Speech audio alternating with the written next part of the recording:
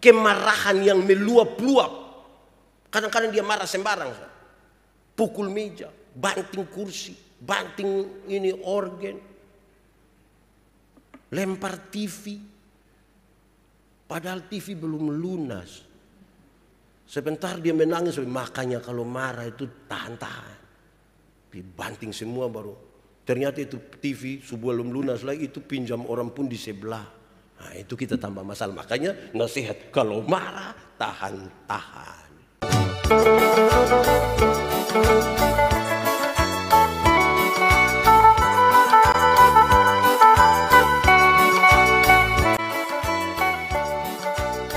Kita berdoa untuk pemberitaan firman Tuhan.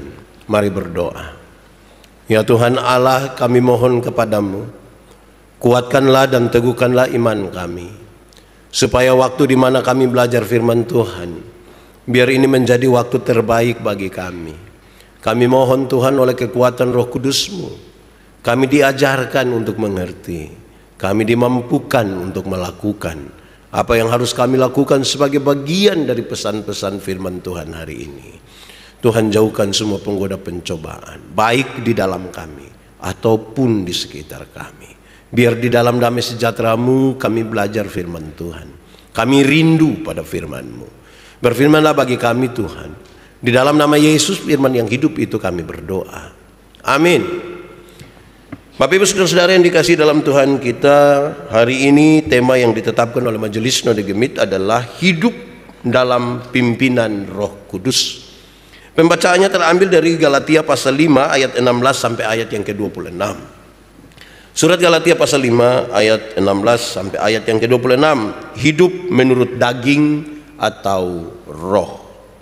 Maksudku ialah hiduplah oleh roh, maka kamu tidak akan menuruti keinginan daging. Sebab keinginan daging berlawanan dengan keinginan roh, dan keinginan roh berlawanan dengan keinginan daging. Karena keduanya bertentangan, sehingga kamu setiap kali tidak dapat melakukan apa yang kamu kehendaki. Akan tetapi jikalau kamu memberi dirimu dipimpin oleh roh, maka kamu tidak hidup di bawah hukum Taurat. Perbuatan daging telah nyata, yaitu percabulan, kecemaran, hawa nafsu, penyembahan berhala, sihir, perseteruan, perselisihan, iri hati, amarah, kepentingan diri sendiri, percideraan, roh pemecah, kedengkian, kemabukan, pesta pora, dan sebagainya. Terhadap semuanya itu kuperingatkan kamu, seperti yang telah kubuat dahulu, bahwa barang siapa melakukan hal-hal yang demikian, ia tidak akan mendapat bagian dalam kerajaan Allah.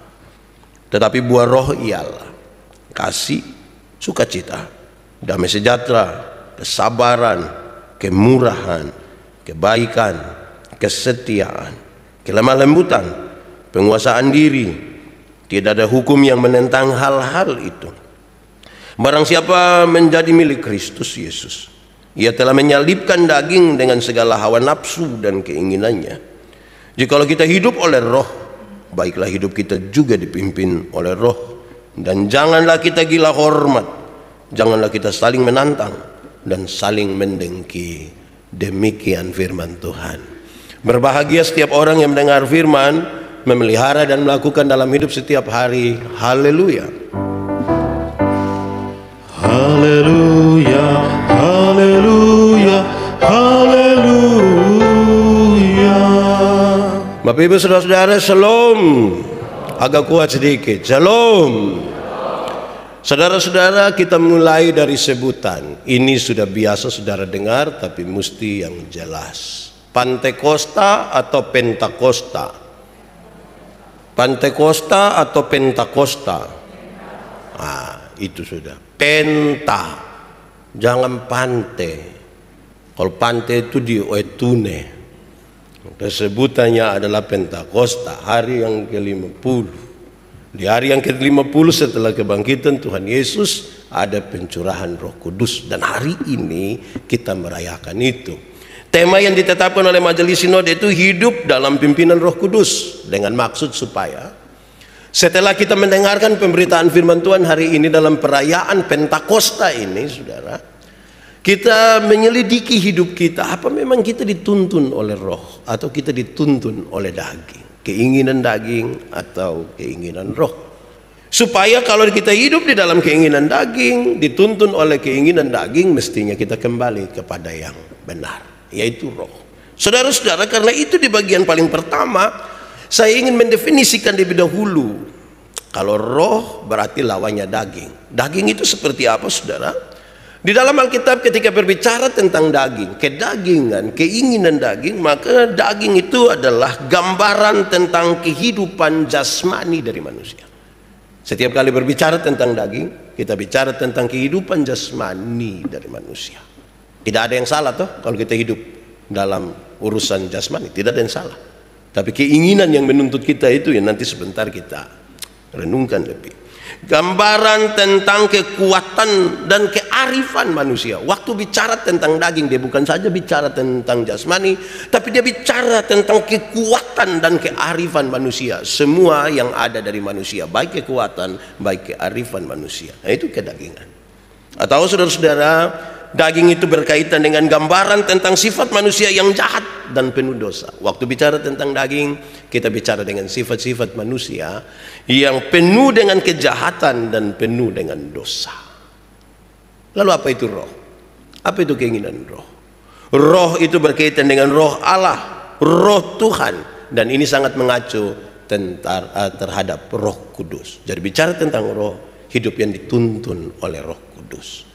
Sudah jelas saudara-saudara bahwa kita sementara ada dalam perayaan Pentakosta ini. Pembacaan tadi mengisyaratkan dengan baik. Saya duluan yang ini untuk kita membedakan sebentar antara keinginan dan kehidupan di dalam daging dan keinginan serta kehidupan di dalam roh. Pembacaan tadi sangat jelas menjelaskan perbuatan-perbuatan daging adalah menurut pembacaan tadi. Satu, percabulan. Apa itu percabulan? Percabulan itu adalah hal-hal yang berkaitan dengan cabul. Cabul itu apa? Kotor. Cabul itu berkaitan dengan tidak senonoh, melanggar akan kesopanan dan kesusilaan. Itu disebut cabul. Orang-orang yang hidup di dalam daging dan dituntun oleh keinginan dagingnya akan hidup dalam ketidaksenonohan. Hidup yang suka melanggar akan kesopanan dan kesusilaan. Nah, itu disebut percabulan. Menurut pembacaan ini daging ini. Kedua disebutkan kecemaran. Apa itu kecemaran, saudara? Segala sesuatu yang membuat manusia tidak layak datang di hadapan Tuhan, itu namanya cemar. Dalam kehidupan daging ini yang membuat manusia tercemar untuk datang ke hadapan Tuhan, nah itulah kecemaran. Tuhan yang kita sembah itu Tuhan yang kudus, Tuhan yang suci, sehingga orang mesti menjaga kekudusan hidupnya, menjaga kesucian hidupnya, supaya dia bisa bersatu dan dia bisa datang kepada Tuhan. Ketika dia menjadi cemar oleh apa saja, oleh segala sesuatu yang membuat dia cemar, dia tidak layak ada di hadapan Tuhan. Saudara bisa rasa, kita bisa beribadah, tapi kalau kecemaran kita itu nyata, kita menjalankan syariat saja, ibadah, tapi kita tidak bersatu dengan Tuhan. Ketiga, disebutkan hawa nafsu. Apa itu hawa nafsu, saudara? Hawa nafsu itu sesungguhnya berurusan dengan bersiap untuk kesenangan dan tidak mau untuk mengendalikan diri, melakukan kesalahan dengan sengaja dan tidak segan-segan dia melakukan walaupun dia tahu itu salah. Setahu salah nah bikin, baru tidak segan-segan mau di hadapan orang kok atau di mana. Itu artinya apa? Hawa nafsu. Nafsu saja tidak apa-apa. Tidak apa-apa, yang dimaksud adalah seseorang manusia Tuhan ciptakan dengan satu hal yang dia pun nama nafsu. Kalau orang hidup itu dia tidak ada nafsu, itu yang susah itu. Nafsu makan misalnya, susah itu. Tapi dia pun soal kalau tambah kata hawa. Kalau hawa saya artikan dengan udara, udara ada di mana-mana. Jadi hawa nafsu berarti nafsu di mana-mana. Nah itu yang masalah itu. Itu keinginan daging. Lanjut. Penyembahan berhala. Penyembahan berhala itu disebutkan sebagai perbuatan daging. Apa itu penyembahan berhala? Penyembahan berhala adalah pemujaan terhadap apapun, pemujaan terhadap apapun selain dari Tuhan. Kan manusia ini mesti menyembah Tuhan. Ketika dia menyembah selain daripada Tuhan, itu penyembahan berhala. Apakah dia menyembah patung patung? Apakah dia menyembah dia pun diri sendiri? Kadang-kadang kita ini bisa sembah kita pun diri sendiri juga. Dia pun alis, dia pun perut. Lama kita sudah berhala bagi diri sendiri. Kita pun pikiran sendiri kita sembah. Segala sesuatu selain Tuhan yang kita sembah itu penyembahan berhala. Berikut, sihir. Saya kira untuk sihir saya tidak usah jelaskan panjang lebar, tapi sihir itu berarti menggunakan ilmu sihir, kuasa gelap, suanggi, pakai obat, mulai dari obat nona sampai obat apalah begitu. Itu kuasa, itu daging. Di sini ada yang pakai obat nona. Jangan pakai kuasa gelap lah. Kalau usaha yang baik-baik, yang jujur, tidak usah pakai kuasa gelap. Kalau tidak suka orang lain, tidak usah sihir, berdoa saja. Tapi juga jangan doa serahkan juga. Pokoknya berjuang saja, berusaha saja. Tidak usah, oh kita pun hidup ini kenapa harus taruh pada kuasa-kuasa kegelapan. Tuhan tidak suka. Yang berikut, perseteruan. Perseteruan itu berarti suka bermusuhan dan suka menciptakan perlawanan dengan kasih. Suka bermusuhan, akhirnya dia berlawanan dengan kasih. Tuhan itu kan mau kita saling mengasihi itu. Orang yang suka berseteru itu adalah dia melakukan perlawanan terhadap kasih. Melakukan perlawanan terhadap kasih itu berarti dia melawan perintah Tuhan. Kalau Tuhan suruh kita mengasihi, lalu kita bersiap diri untuk berlawanan. Saya tidak ingin mengatakan bahwa kalau begitu saudara tidak boleh untuk berbeda pendapat dengan orang lain. Boleh. Beda pendapat dengan orang lain tidak apa-apa. Tetapi bermusuhan itu, perlawanan terhadap kasih itu yang Tuhan tidak mau. Kalau saudara beda pendapat dengan orang lain tidak apa-apa. Tidak apa-apa. Namanya hidup di dunia ini kita berbeda. Saya suka makan acar. Saya punya istri tidak suka makan acar. Tidak apa-apa. Kok kami dua berbeda? Karena kalau dia makan dia langsung mah. Saya makan saja kan saya lapar. Tidak apa-apa. Berbeda kita di situ. Tapi bermusuhan. Dan sampai ketika ibu bikin kelompok orang-orang yang tidak suka makan acar, dong bikin grup WA. Grup WA tidak suka makan acar, lantas dong lawan saya yang bikin grup WA kelompok suka makan acar. Terus kita saling menghina, terus orang kopi dari grup sebelah kirim ke grup sebelah. Nah itu yang tidak bisa. Berbeda pendapat tidak apa-apa. Tapi kemudian kita bikin perseteruan itu masalah. Berikut, perselisihan. Secara singkat, secara cepat kita lihat seolah-olah perselisihan itu sama saja dengan perseteruan. Tapi saudara-saudara, lebih spesifik dikatakan sesungguhnya bahwa perselisihan itu berkaitan dengan persaingan yang membawa kita kepada pertengkaran. Persaingan yang membawa kita kepada pertengkaran. Pada hakikatnya bersaing itu tidak apa-apa. Misalnya tadi paduan suara menyanyi pakai bahasa Inggris. Terus karena saya ini kan hebat bahasa Inggris toh. Jadi setelah paduan suara menyanyi bahasa Inggris, saya juga tidak mau kalah. Waktu khotbah saya pakai bahasa Inggris semua. Terus orang tanya, Pak Pendeta, kenapa sampai Pak khotbah pakai bahasa Inggris sampai kami separuh tidak mengerti ini? Oh biar supaya paduan suara tahu saya juga bisa. Nah, yang begini ini yang bawa pada pertengkaran. Itu yang disebut nama perselisihan. Kalau persaingan saya tidak apa-apa toh. Sebab kalau bayangkan kalau kita perselisihan bawa pada persaingan bawa pada pertengkaran itu tuh berbahaya. Kalau kita hidup bertetangga, yang di sebelah itu ada tumis sayur, yang di sebelah itu tidak mau kalah, dia bilang kas panas minyak, kas panas minyak.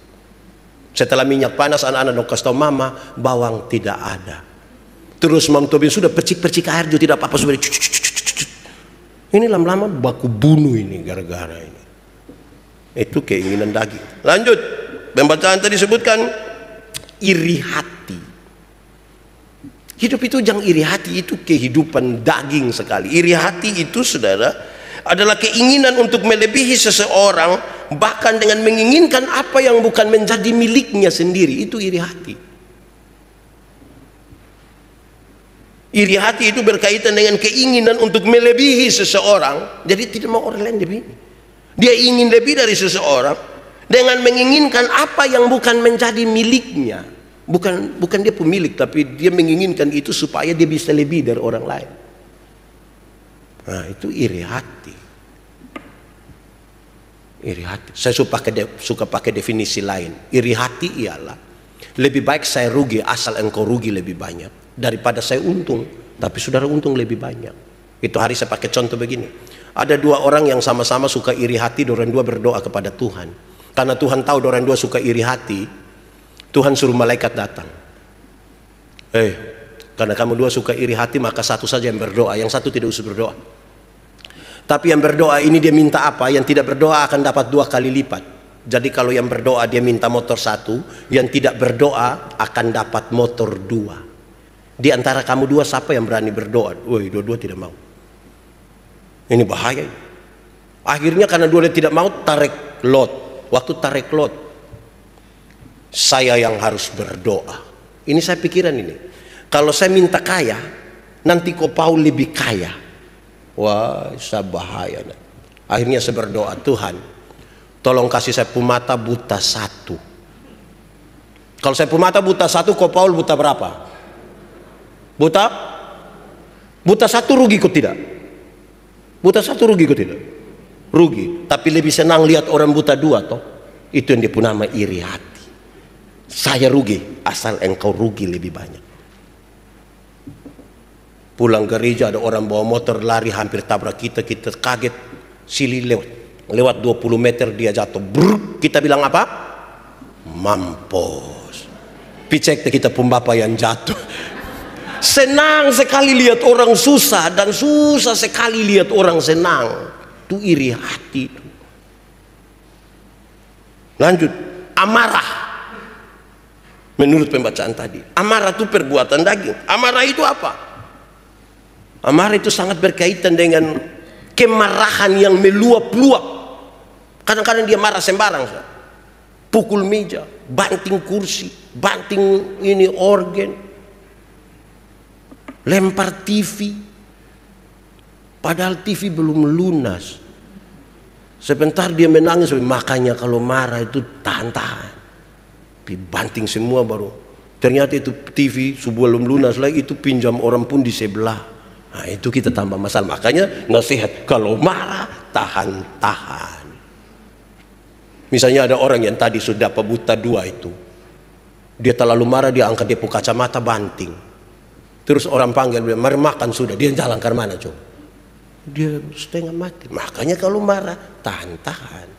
Jangan suka amarah meluap-luap. Marah tuh boleh. Ayub marah dia pu istri toh. Kan dia istri bilang, masa engkau percaya kepada Tuhan? Luka-luka dari ujung kaki sampai ujung rambut ini, kutukilah dia dan matilah. Ayub yang kau bicara seperti perempuan gila. Apa yang kau mau terima yang baik dari Tuhan, yang tidak baik yang kau tidak mau terima. Dalam semua itu Ayub tidak berbuat dosa dengan mulutnya. Kan dia marah dia istri pun sifat, bukan marah istri pun badan. Kalau marah istri pun badan itu pasti istri bermuncul, pimana kok. Saya lebih suka orang lain pun istri ini. Nah, itu marah. Lanjut. Kepentingan diri sendiri. Ini terlalu banyak ini perbuatan daging yang ditulis. Kepentingan diri sendiri itu berkaitan dengan segala sesuatu yang sangat berkaitan dengan berpusat pada diri. Dia tidak pikir orang lain. Yang dia pikir itu hanya dia pun diri, yang dia pikir itu hanya dia pun keuntungan, yang dia pikir itu hanya soal dia saja. Dia tidak pernah pikir soal orang lain. Itu kepentingan diri sendiri. Pokoknya kalau ada makan itu dia tidak pikir orang, dia pikir dia pun diri sah. Dia bangun dia pagi memang bagi habis dia bagi tambah dia isi dia putas, situ dia panggil dia pun anak lagi isi dia pun anak putas. Nah orang lain makan apa? Itu kepentingan diri sendiri, keinginan daging. Lanjut lagi, percideraan. Apa itu percideraan? Percideraan itu menghancurkan persatuan. Upaya menghancurkan persatuan dengan cara merasa diri lebih mampu dari orang lain. Dia menyanyi di paduan suara, tapi dia rasa dia suara itu terbaik, yang lain tuh tidak bisa. Jadi hampir-hampir dia 4 suara itu dia bawa semua. Nah, itu dia mau bikin rusak persatuan itu di paduan suara. Lama-lama nanti yang separuh yang sudah kasih Pak Manobe menyanyi sendiri sah. Kok 4 suara dia bawa sendiri. Kadang-kadang dia mau bikin diri inti itu mau menonjol dengan tiba-tiba orang mau menyanyi, hai dunia gembiralah. Orang lain kalau masuk dia cari, hai dunia, itu bikin rusak persatuan di paduan suara itu. Tidak boleh. Yang kita jaga betul, apalagi kita kumpul banyak orang ini mesti jaga dia pun keseimbangan. Lanjut, roh pemecah, keinginan daging salah satu itu adalah roh pemecah. Roh pemecah itu berkaitan dengan berbeda pandangan yang membuat satu orang atau satu kelompok menjadi tidak saling menyukai. Ada beda pendapat, tapi satu mempengaruhi satu orang untuk tidak suka orang lain. Ini roh pemecah. Kita dua punya masalah, tapi kita mempengaruhi orang kok tidak suka dia ini, tidak suka dia ini, tidak suka dia ini. Nah, ini roh pemecah. Ini hidup di daging. Tidak bisa begitu. Nanti bikin rusak lebih banyak. Lebih lanjut, kedengkian. Kedengkian ini, kok tadi so ada rasa iri, sekarang tambah kedengkian. Saya coba periksa teks ini, dia berkaitan dengan begini. Kedengkian itu adalah rasa iri karena orang lain memiliki banyak hal. Dia tidak suka kalau itu orang memiliki banyak hal. Itu orang so cantik lai, kaya lai, disukai lai, disenangi lai, punya sertifikat tanah lai, punya. Dia tidak suka. Itu kedengkian itu. Dia tidak suka, dia tidak bersaing, tapi dia tidak suka saja. Pokoknya dia tidak suka lihat orang lain lebih-lebih itu. Orang pakai sepatu baru dia lihat, tahu bayar berapa kali. Kok orang punya sepatu nak kenapa? Beli toh. Kita ini kadang-kadang lihat orang kita tidak apa kita suka omong. Apalagi kalau orang maju dia baju merah. Tertahu ini yang tahun lalu kok kapan? Kita ini pun hidup terlalu kepo lah di orang lain. Itu roh kedagingan itu. Tidak boleh ada itu. Hidup dituntun oleh yang begini-begini, kita bisa stres. Lanjut, kemabukan. Kemabukan. Saudara, kemabukan itu sesungguhnya berkaitan dengan begini. Kemabukan membuat orang seperti tidak lagi dapat mengenal dirinya sendiri. Dia tidak bisa lagi bekerja. Tidak lagi akan memuliakan Tuhan Allah. Kau hidup dalam kemabukan, tiap hari dia mabok sah. Mabok ini jangan pikir hanya mabok sopi, mabok anggur, jangan hanya pikir itu. Ini anak-anak dong, ini kadang-kadang mabok game itu. Dia lawan dia pu bapa. Bapak juga. Kalau satu kali dia tidak pegang dia pun HP ku main game itu dia rasa ke, wih dunia ini kemabukan. Dia sudah tidak lagi kerjain, dia tidak lagi memuliakan Tuhan, dia tidak kenal dia pun diri siapa lah. Istri panggil kau bilang, papa mari kau kita pikir jadi seperti ini sudah pun stage terakhir ini, sabar. Padahal kalah terus. Itu kemabukan, mabuk judi. Yang sekarang ini judi online ini sudah lalu. Bikin banyak suami-suami ini mabuk judi. Ada kok yang dia pu suami mabuk judi? Tidak ada bapak, saya pu istri dong yang mabuk judi. Jadi jaga baik-baik kita jangan mabuk. Itu keinginan daging itu, saudara. Lanjut. Pesta pora. Pesta pora. Apa itu pesta pora? Pesta pora adalah keributan bersama-sama. Keributan bersama-sama dalam sebuah perayaan yang merendahkan akhlak. Pesta saya tidak apa-apa. Pesta pora ini membuat orang pu akhlak jadi rusak. Dia hanya mau pesta, kadang-kadang dia sembarang saja. dan selalu mengganggu ketertiban orang lain. Itu pesta pora. Kehilangan akhlak dan mengganggu ketertiban umum. Orang lain terganggu. Beli tape satu saya putar sampai jam 3 pagi. Sampai buka baju kau putar-putar begini. Ah, ini pesta pora ini. Itu tidak benar itu. Mengganggu oleh orang pikas tabe om tolong kasih kecil tape sedikit. Kenapa? Ada bayi satu sakit di sebelah. Pikas tahu itu bayi ya. Ada tambah 2000 di sepu tape. Ah ini sudah salah ini. Hei ini jemaat agape dong, jangan pesta pora. Nah, gitu. Pesta kecil-kecil tidak apa-apa ya. Kayak ada yang ulang tahun ini hari terus ajak bakar apa ya, itu tidak apa-apa, itu baik itu. Itu kayak orang kayak suka tunggu undangan lah kalau kayak begitu ya. Amin kok. Nah saudara, itu keinginan daging terlalu banyak ditulis di situ. Sebenarnya bisa banyak, tapi nanti kita gereja kedua tidak bisa nanti karena terlalu banyak khotbah. Nah sekarang saudara, langsung saja kasih tahu orang yang hidupnya dituntun oleh roh, dia kasih tahu di ayat 22-23. Dia kasih tahu pertama, buah roh itu kasih. Orang yang dia hidup dituntun oleh roh itu ada kasih. 10 hukum Taurat itu dijabarkan jadi 613 pasal. Dari 613 pasal itu ada penjabaran dalam peraturan hidup setiap hari, itu jumlahnya ribuan. Tuhan menyimpulkan dia dalam 2 kalimat, mengasihi Tuhan, mengasihi sesama. Dari 2 kalimat itu Tuhan Yesus menyimpulkan hanya satu kata, yaitu apa? Kasih. Itu hidup dituntun oleh roh. Di dalam hukum ini tergantung seluruh hukum Taurat dan kitab para nabi. Kasih. Saudara tahu, tapi saya harus bicara ulang karena konteksnya kita bicara tentang kasih. Kasih ialah kebaikan tidak terpatahkan oleh apapun dan tidak akan pernah berubah menjadi kebencian. Itu kasih. Kasih itu kebaikan, bukan kejahatan. Tidak terpatahkan oleh apapun, tidak akan pernah berubah menjadi kebencian. Karena begitu besar Allah mengasihi dunia ini. Tuhan mengasihi dunia. Apakah dunia mengasihi Tuhan? Tidak. Lalu apakah karena dunia tidak mengasihi Tuhan, Tuhan Allah berhenti mengasihi dunia? Tidak. Apakah Tuhan membenci manusia? Tidak. Itu kasih. Setiap orang yang dituntun oleh roh, dia memiliki kasih. Dalam kasih itu relasi dia dengan Tuhan aman, relasi dia dengan manusia aman, dengan suami aman, dengan istri aman, dengan anak-anak aman, kakak-kakak, adik-adik, ipar-ipar, mama mantu, bapak mantu, aman. Nah itu kasih. Dan itu aman betul-betul dari hati. Itu kasih. Kalau tidak, saudara-saudara, kita hidup tidak dituntun oleh roh. Kasih itu yang membuat kita tidak bisa omong orang bilang, seseorang tidak boleh mengatakan, saya terlalu mengasihi Anda, tapi saya tahu lupa sifat asli begini, maaf. Itu bukan kasih, itu egois namanya.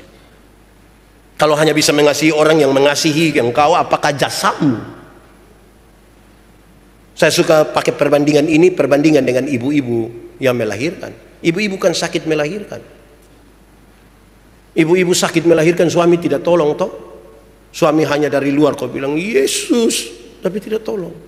Tapi ibu-ibu tetap sayang suami toh.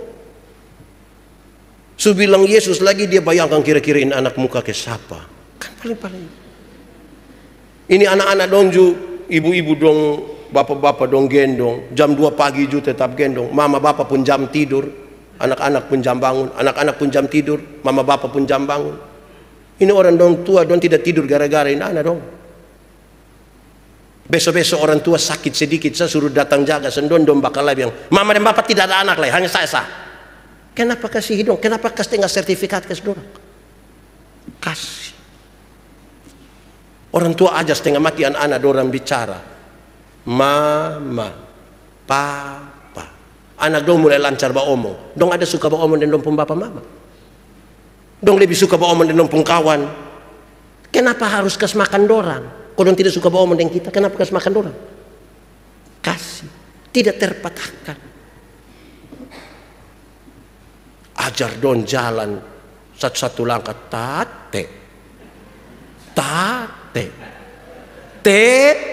jalan belakang itu Anda sudah bisa jalan, ada suka jalan dan dia pun bapak mama. Tapi kenapa kasih makan dorang? Oh kasih. Tidak terpatahkan hanya karena dia begitu. kasih itu. Anak kita anak dong ini kalau dong mulai SMP, waduh kita sulit ini. Mau peluk dorang itu sulit sekali. Apalagi di muka dong pun teman. Bapak boleh percaya diri, angkat tangan, taruh di depo anak pun bahu. Depo anak hanya main bahu. Wih, kayak mau pulang itu kita tidak mau kasih makan dia saja. Tapi kenapa kasih makan? Ya kasih, tidak terpatahkan oleh apapun. Itu hidup yang dituntun oleh Roh. Amin kok. Pulang nak mengasihi suami, baik-baik mengasihi istri. Korek bab tua biasa dengar tadi. Kedua, sukacita. Hidup yang dituntun oleh Roh itu penuh sukacita. Berulang-ulang kali saya bilang, sukacita itu beda dengan senang. Senang itu kepuasan, sukacita itu sikap terhadap keadaan. Baik itu baik keadaannya, baik tidak baik keadaannya. Sukacita. Menyangkut senang, Alkitab berkata, ada waktu untuk senang, tapi ada waktu untuk susah. Jadi kalau saudara sementara senang sekarang, sedikit lagi susah. Atau kalau saudara sementara susah sekarang, mungkin sedikit lagi mati. Kan kita juga tidak tahu kita hidup sampai kapan. Tetapi menyangkut sukacita, Alkitab berkata, bersukacitalah senantiasa. Dalam keadaan apapun. Kan kita hidup ini susah, senang, menangis, tertawa, sakit, sehat. Tapi sikap terhadap keadaan. Saya suka tanya orang tua dong. Orang tua dorang, umur berapa? 90. Sehat kok? Dong bilang begini, namanya orang tua pun sehat toh.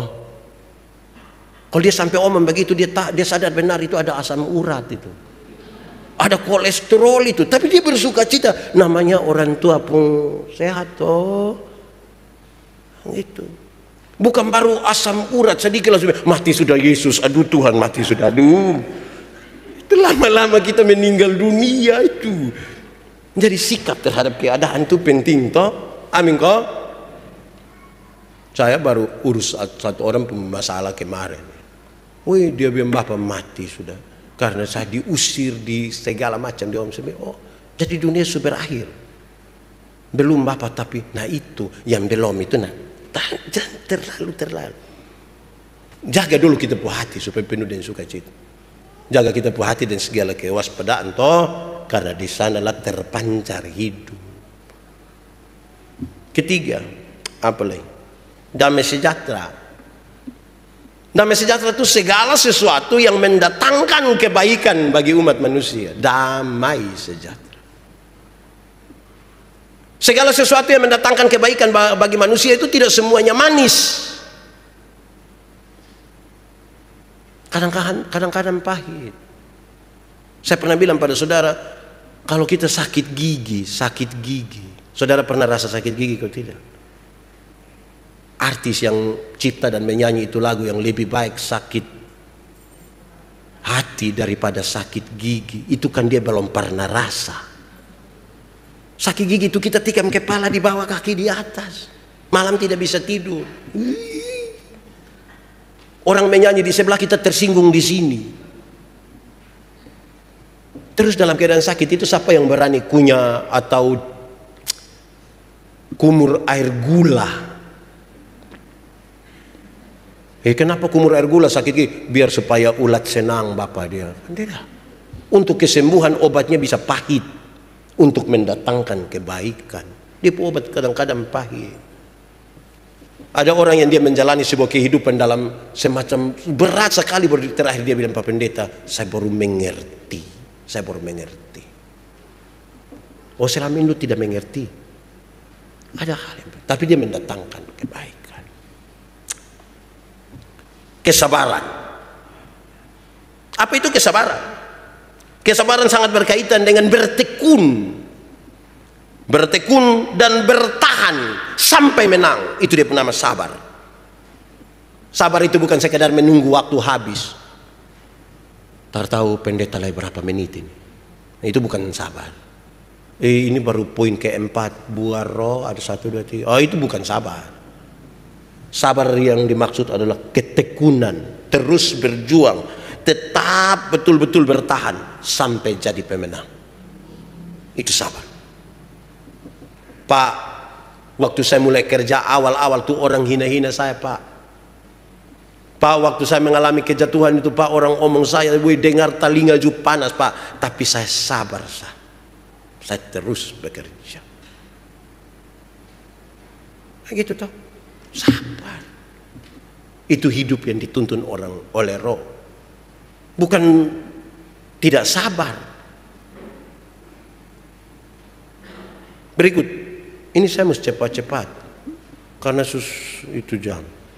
Nanti ikutlah ibadah kedua supaya lebih panjang. Lanjut saudara-saudara. Kemurahan. Hidup yang dituntun oleh roh itu penuh kemurahan. Kemurahan itu kebaikan yang tersedia untuk banyak perkara. Yang gitu dia pun catat. Kebaikan yang tersedia untuk banyak. Ada orang yang dia baik di satu hal, yang lain dia tidak baik. Pokoknya di satu hal itu dia baik sudah. Yang lain tidak. Ada orang yang dia baik di satu hari, di hari Minggu itu dia hari baik. Mulai Senin itu, kalau mau baik itu di segala waktu, segala perkara itu yang dia pun nama kemurahan. Di semua penuh dengan kebaikan bagi segala perkara.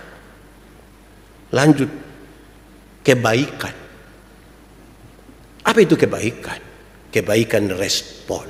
Kebaikan itu ungkapan respon kita terhadap kasih karunia Tuhan, supaya betul-betul dia tergerak dari sini. Karena yang perbuatan baik itu belum tentu digerakkan oleh kasih dan oleh sesuatu yang benar, oleh Roh Kudus. Semua orang bisa bersikap baik, tapi belum tentu dari hati.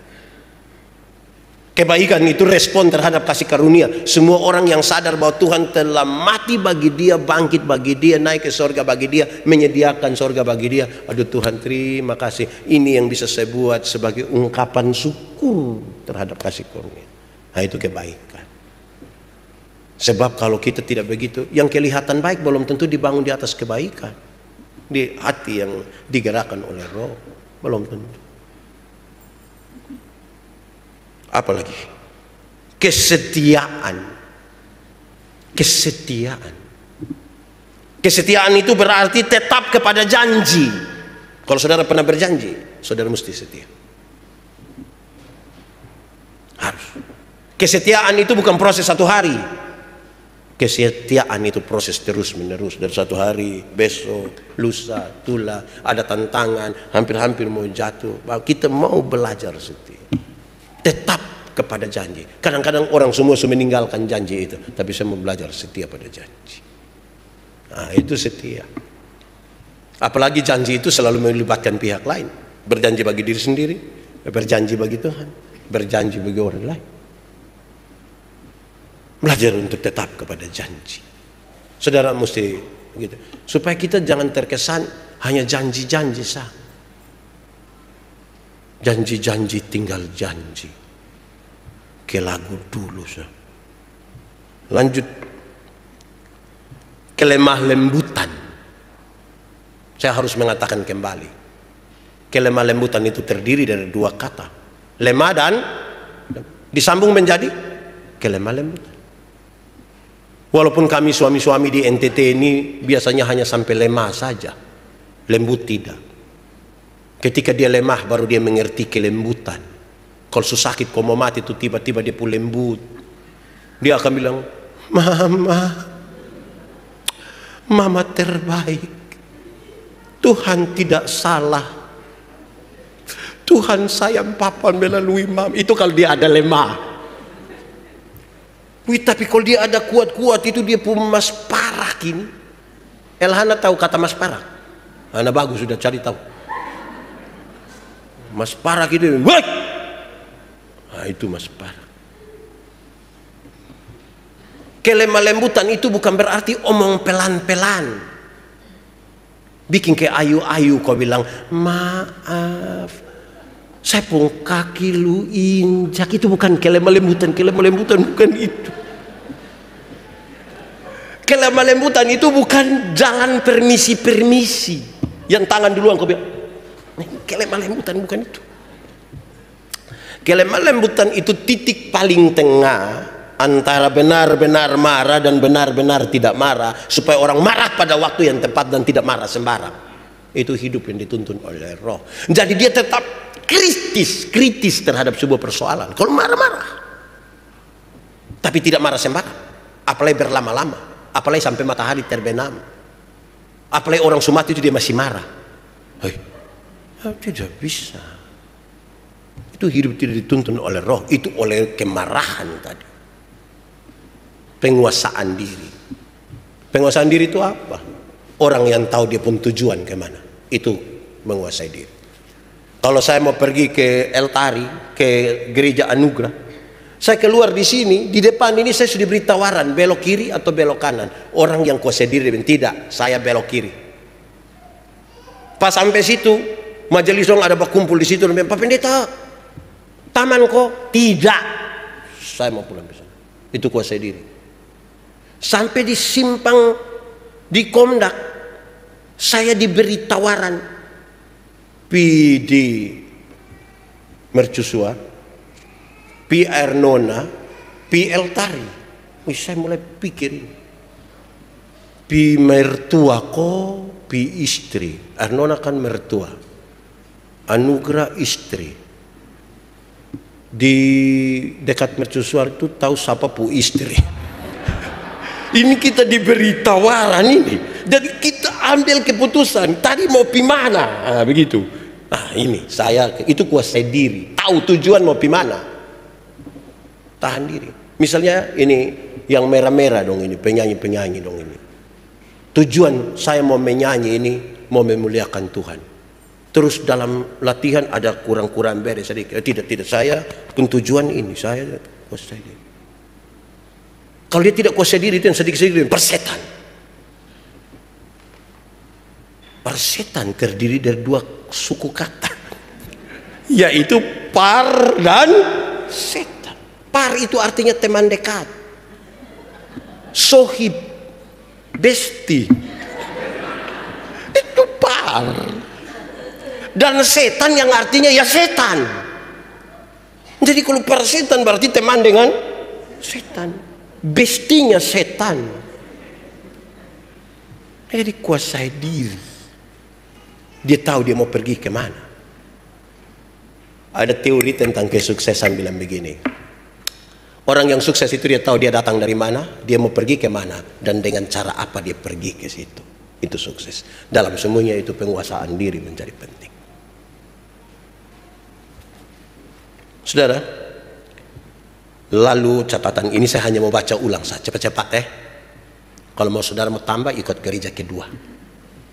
1. Hidup oleh roh, maka kamu tidak akan mengikuti keinginan daging. Keinginan daging berlawanan dengan keinginan roh. Barang siapa menjadikan dirinya milik Kristus, ia telah menyelipkan segala hawa nafsu dan keinginan daging. Jikalau kamu hidup oleh roh, baiklah hidup kita juga dipimpin oleh roh. Dan janganlah kita gila hormat, janganlah kita saling menantang dan saling mendengki. Jangan. Berilah hidupmu dipimpin oleh roh. Seluruh kegiatan jasmania kita, makan, tidur, nonton, baca, macam-macam, harus digerakkan oleh roh.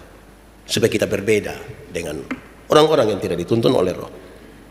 Merendahkan dirilah di hadapan Tuhan Allah dan membiarkan Roh Kudus itu memimpin saya dan saudara. Selamat salam Pentakosta buat saudara semua. Roh Kudus tinggal di dalam hidupmu. Tuhan memberkati kita. Mari kita berdoa. Bapa di surga, kami mengucap syukur kepadamu. Engkau telah menuntun kami melalui firman-Mu. Terlalu terbatas kami manusia, tapi satu hal kami percaya. Kalau Tuhan di dalam kami dan kami di dalam Tuhan, benih-benih firman ini akan bertumbuh dan berbuah dalam hidup kami. Terpujilah nama-Mu. Di dalam nama Yesus kami berdoa. Amin.